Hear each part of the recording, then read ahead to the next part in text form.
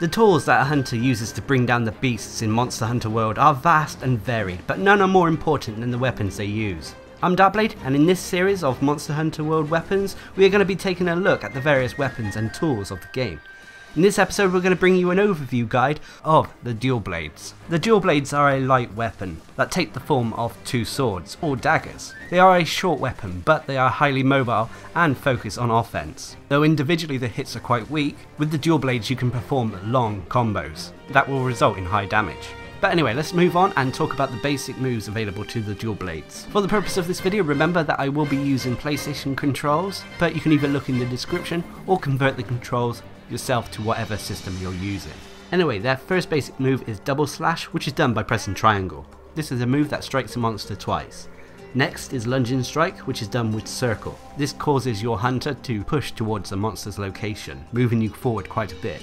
And then finally is demon mode, which is done with R2. Demon mode is a unique functionality of the dual blades, which we'll talk about in a minute. But anyway, once it's active, you'll get a new set of moves. First is Demon Fangs, which is done by pressing triangle. Next is Blade Dance, which is done by pressing triangle and circle together.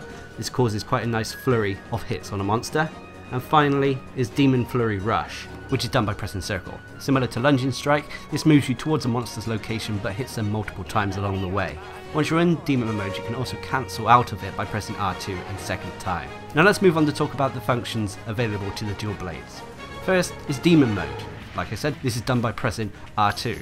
Once you activate it, you will stay in this mode until you run out of stamina or you manually cancel it yourself. You'll know when you're in demon mode by your hunter gaining a red aura around them. They will also hold their dual blades differently. They will hold them downwards in a reverse grip, or sometimes known as a HICH style. Whilst in demon mode, you'll gain a different set of attacks like I've already mentioned. Your movement will be different, as in you'll move slightly faster, and you'll have access to a demon dodge. On top of that as well, while you're in demon mode, you'll be immune to knockback from monsters, making it very useful for the dual blades. However, moving on to the second function, which is the demon gauge. Whilst attacking in demon mode, you will notice a gauge in the top left hand corner underneath your health and stamina. This will fill up every time you land a hit in demon mode. However, this will deplete over time. But that being said, if you should completely fill this meter, you will enter Archdemon mode. Archdemon mode will become active as soon as you drop out of demon mode. Once in Archdemon mode, it will enhance some of your actions and increase your attack. However, using these enhanced techniques will consume the demon gauge. When empty, Archdemon mode will end. However, you can refill the gauge by simply entering demon mode again. A final side note for the functions is that if you jump off the edge with demon dodge and attack a monster with triangle, you can perform a heavenly blade dance. This is a flurry of slashes that carves a path down the full length of a monster. It's an impressive move and looks much more impressive against larger creatures. But anyway, let's move on to talk about some basic combos available to the dual blades. The first is triangle, triangle, triangle. This is a fairly straightforward combo. Nothing too special about it, and it doesn't move you too far away or towards the monster. Next is a demon mode combo, which is done while in demon mode. This is done by triangle, triangle, triangle, followed by triangle and circle together. This is a nice combo that finishes off in a blade dance. And finally, the last combo is a combo that results in your hunter changing its position, which is done by circle, circle, triangle, circle. But anyway, let's talk about some of the pros and cons available to the dual blades. Firstly, their major pros are that they are a high damage weapon. Whilst individual hits are low damage, the fact that they can perform high damage combos makes them really powerful. On top of that, they can utilise the demon mode and archdemon mode to increase their damage even further.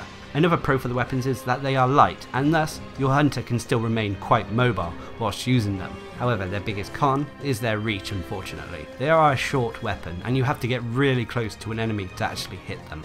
Overall, the dual blades are a fun weapon to use. If you like getting up close and personal with a monster, hitting them multiple times in the face, then these may be weapons you should consider. Whilst yes, you can play these weapons by just mindlessly mashing buttons, there is a little bit of nuance behind them when it comes to demon mode and archdemon mode. If you can utilise these, then these weapons will be even more deadly. Now remember that these first series of videos are overviews taken from the Monster Hunter World beta. Once the game is fully released, expect to have much more in-depth videos for the different weapons and tools of the game. And until next time, I've been Darcblade, bringing you an overview of the dual blades in Monster Hunter World. Hope you enjoyed the video, thanks for watching, subscribe and like for more.